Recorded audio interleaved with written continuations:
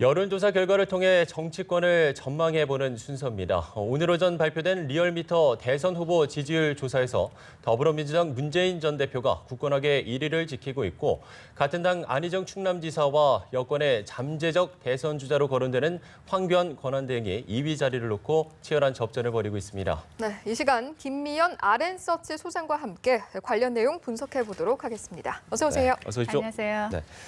앞서 이야기를 한 대로 오늘 여론조사 업체 리얼미터의 주간 여론조사 결과가 발표가 됐습니다. 문재인 전 대표가 32.9%의 지지율로 6주 연속 1위 자리를 지키고 있고 이게 지난주보다 1.7%포인트가 올랐거든요. 어떻게 분석을 하십니까? 그냥 먼저 좀 말씀드리기 전에요. 이게 지금 여론조사 결과가 많이 발표되고 있는데 예. 발표될 때마다 좀 시청자분이 좀 혼동을 하실 거예요. 왜냐하면 이제 그렇기 때문에 이제 조사 날짜를 좀 보셔야 된다 좀 보여지는 게 예. 지난주 금요일 날 또 한국갤럽이 발표한 조사 결과에 보면은 이제 문재인 전 이제 후보의 지지율을 보면 이제 29%로 30% 선을 이탈한 걸 나타났잖아요. 예. 근데 이제 오늘 발표된 조사를 결과를 보니까 이제 그 30%선 초반대고 전주보다 한 1%포인트 좀 상승한 걸로 지금 나오고 있잖아요. 예, 그렇죠. 그걸 보면 좀 혼돈을 할 수 있는데 이제 조사 날짜가 틀린 겁니다. 이 조사는 이제 6일과 10일 그러니까 최근래 이제 한 거고요.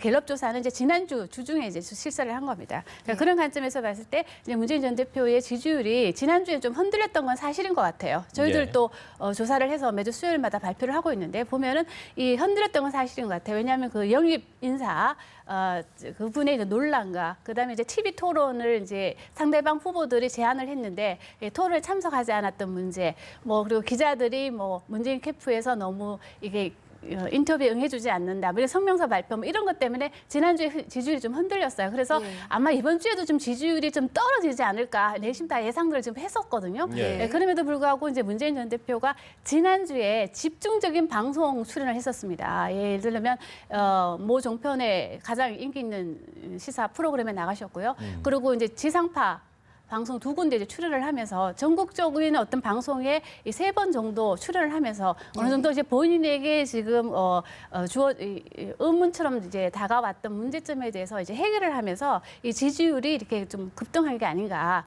그래서 30% 선을 유지하면서 이 선두 자리를 좀 지키고 있는 게 아닌가. 뭐 그렇게 보여집니다. 예.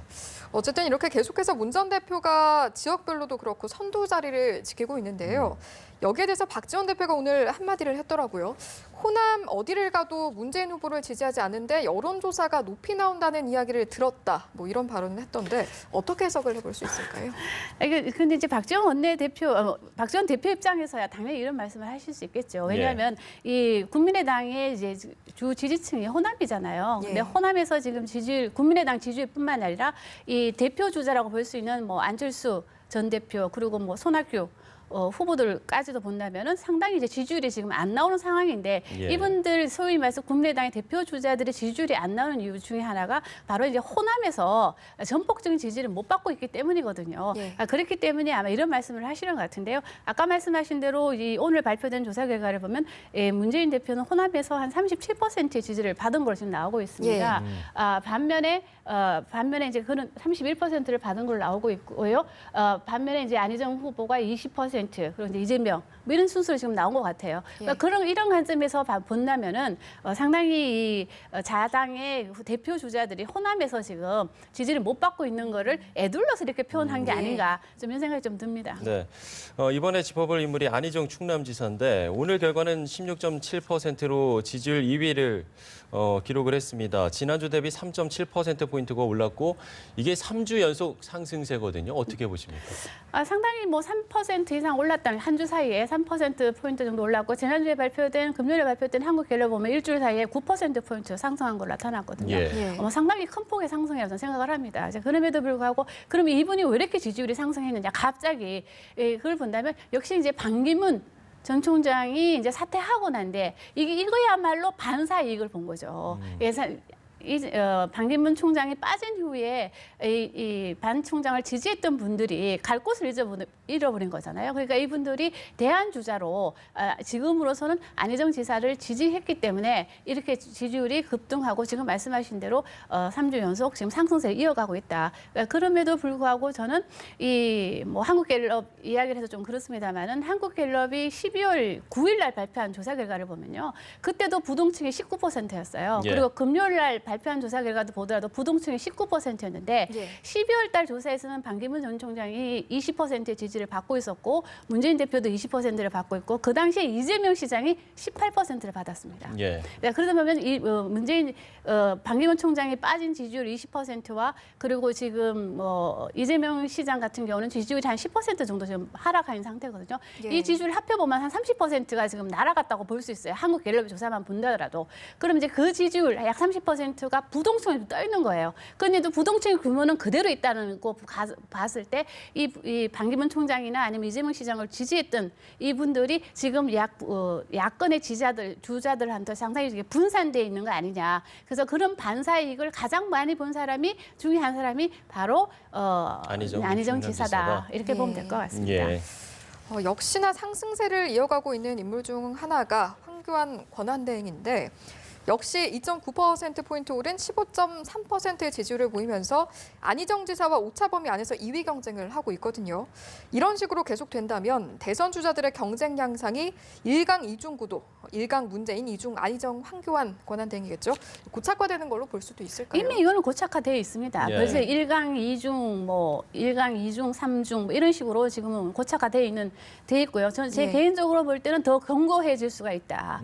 왜냐하면은 이제 이 야권 지지층들 입장에서는 이제 이번이 정권 교체의 적기라 생각하기 때문에 예. 될 사람 밀어주자 하는 심리, 소위 말씀드려서 밴드웨건 효과가 강화될 수가 있거든요. 시간이 지날수록. 그렇다면 야권의 대표 주자에게 좀 표를 몰아주는 그런 현상이 좀 일어날 수 있다 보여지고요. 예. 지금은 이제 야권 입장에서 본다면 2등을 해야만이 결선 투표를 할 수 있기 때문에 뒤집기가 지금 가능하잖아요. 그러니까 이 싸움이 지금 매우 치열하다. 야권 입장에서는 이게 보여지고요. 특히 지금 여권 입장에서는 지금 대표 주자가 없습니다. 대표 주자가 없는 상태에서 반기문 전 총장이 그만 사퇴를 하는 바람에 이 여권을 지지했던 이 분들이 이제 갈 곳을 잃어버린 거죠. 근데 이분들이 하루아침에 안희정 지사가 상당히 중도적인 성향을 나타난다고 하더라도 이 전통적인 보수층에서 이 안희정 지사 쪽이나 아니면 문재인 후보 쪽으로 이 표를 주기에는 매우 아직까지는 가도기적인 성격이 있거든요. 예. 그러면 그 가도기적인 성격을 이렇게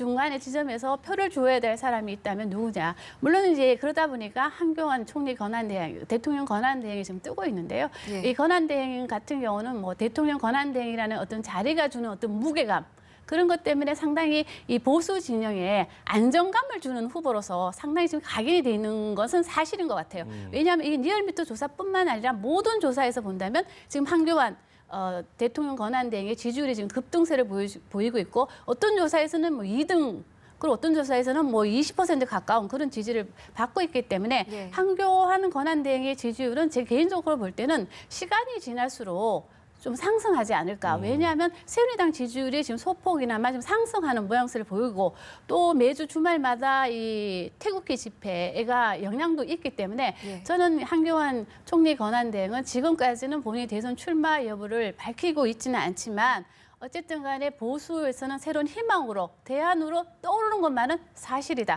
그렇게 생각합니다. 네. 지금까지 얘기한 3명의 대선 후보들은 오른 반면에 안철수 전 대표의 지지율은 9.5%로 지난주보다 1.4%포인트가 내렸고요. 또 이재명 성남시장도 지난주보다 0.8%포인트가 내린 7.8%. 그리고 바른정당 유승민 의원도 지난주보다 1%포인트 떨어진 3.9%로 다 떨어졌거든요. 이 부분은 어떻게 보십니까?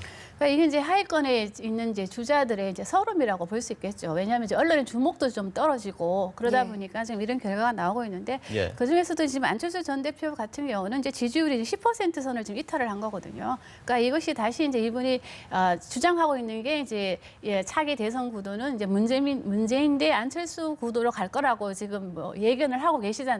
그럼 그렇게 가려면 이 지지율이 좀 뒷받침이 줘야 되거든요. 네. 최소한 20% 정도 나와줘야만이 되는데 일각에서는 이제 반기문 전 총장의 이제 불출마 선언 이후에 많은 표심이 이 안철수 전 대표 쪽으로 이동하지 않을까 하고 예상을 했었는데 막상 뚜껑을 열어보니 이 반기문 전 총장의 지지율이 한교안 총리 대통령 권한대행과 안희정 지사 쪽으로 옮겨간 폭이 더 큰 걸로 지금 나타나고 있거든요. 그러다 보니까 아직까지는 이게 지지율 상승을 하기 위해서는 뭔가 모멘텀이 필요한데 아직까지는 이거를 지금 찾아내지 못하고 있는 것 같아서 참 안타깝습니다. 예.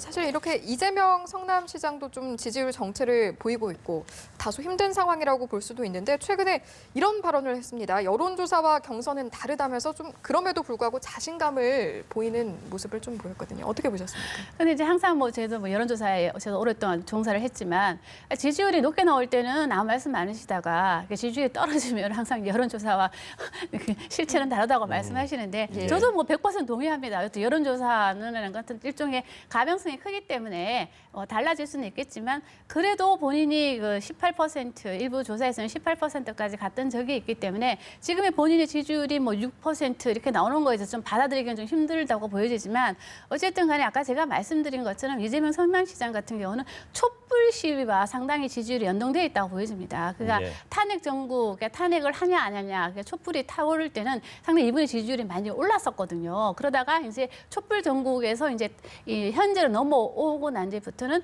이제 이분의 지지율이 이제 하락하는 모양새를 보였기 때문에 저는 이분이 이제 앞으로 이 지지율을 다시 회복하기 위해서는 나름대로의 야권 주자로서의 어떤 선명성 강조라기보다는 어느 중도층을 조금 흡수를 해야 되지 않겠느냐 뭐 이런 생각을 좀 해봅니다. 예. 정당 후보별 오자 가상 대결에서도 문재인 전 대표가 47.2%로 7주 연속 1위거든요. 어떻게 보십니까? 뭐 이거는 뭐 대세론을 이제 이것 때문에 지금 대세론 지금 얘기가 나오고 있는데요. 네. 뭐 3자, 5자 가상 대결뿐만 아니라 3자 가상 대결, 뭐 양자 대결에서도 이제 문재인 전 대표가 지금 앞서가고 있는 걸로 나오고 있고요. 그리고 예. 또 양자 대결에서는 이제 50%가 넘는 지지율을 지금 받고 있는 걸로 나오고 있는데요. 저는 이거는 바로 그 정권 교체에 대한 국민들의 그 요구가 여기에 이제 포함이 된 거 아니냐. 근데 이제 안희정 지사를 양자 대결에 넣어도 마찬가지로 지지율이 높게 나오고 있거든요. 그러니까 예. 지금은 야권의 지금 현 상태에서는 야권의 후보가 누가 되든 간에 상당히 여권 후보보다는 높은 당선 가능성을 갖고 있다고 보여지지만 그렇지만 아까 말씀하신 것처럼 여론조사는 여론조사일 뿐이니까요. 좀 두고 봐야 되겠죠. 이번에는 정당 지지도를 좀 살펴보면요. 역시나 더불어민주당이 선도 자리를 차지하고 있고 좀 흥미로운 부분이 정의당의 조사 이래 처음으로 바른정당을 제치고 4위에 올랐습니다. 어떻게 보셨습니까? 이 얘기는 곧 바른정당 지지율이 상당히 이제 하락하고 있는 모양새라는 거를 이제 의미하는 거라고 보여지죠. 예. 그리고 이제 정의당 같은 경우는 뭐 오래된 정당이고요. 그리고 이제 한때 지지율이 뭐 8%. 평균적으로 보면 5에서 8% 정도의 지지율을 받고 있는 정당입니다. 그러다 보니까 바른정당이 지지율이 뭐 6% 정도 나오면은 나오고 이제 정의당의 지지율이 오르다 보니까 이런 현상이 나타났는데요. 저는 바른정당 같은 경우는 지지율을 급등시키기 위해서는 그 소위 말해서 그 대표 주자들의 지지율이 올라야 되는데 아까 저희가 말씀드린 것처럼 유승민 의원 지지율이 지금 3.9%로 나타났거든요. 그래서 소위 말해서 마의 지지율 5%를 지금 못 넘고 있는 상태이기 때문에 상당히 그런 것이 바로 바른정당 지지율에도 지금 영향을 주는 게 아닌가 그렇게 보여집니다. 네, 새누리당도 자유한국당으로 이름을 바꾸고 또 이 새누리당의 정당 지지도도 소폭 올랐거든요. 이 부분도 좀 주목해봐야 할 부분이지 않겠습니까? 저는 이제 새누리당 지지율은 뭐 소폭이나마 지속적으로 좀 상승할 가능성이 있지 않냐 이런 생각을 해봅니다. 왜냐하면 지금 바른정당 지지율이 워낙 지금 하락세를 보여주고 있고 또 바른정당 스스로가 어떤 탈출구를 지금 못 만들고 있는 상황에서는 어쨌든 그 보수 유권자 입장에서는 우리도 뭔가 대표 정당에 한번 좀 힘을 몰아줘야 되겠다 이런 생각이 좀 들 수가 있기 때문에요. 그런 관점에서 봤을 때는 그 보수를 지금 내걸고 있는 새누리당에게 보수 유권자들이 좀 몰릴 수도 있지 않겠느냐 이런 생각을 해본다면 새누리당 지지율이 지속적으로 뭐 큰 폭의 상승은 아니지만 저는 좀 상승할 가능성이 좀 있다. 앞으로의 추이를 저희가 계속해서 지켜봐야 할 것 같고요. 오늘 말씀 여기까지 듣겠습니다. 지금까지 김미연 RN서치 소장이었습니다. 고맙습니다. 네, 고맙습니다.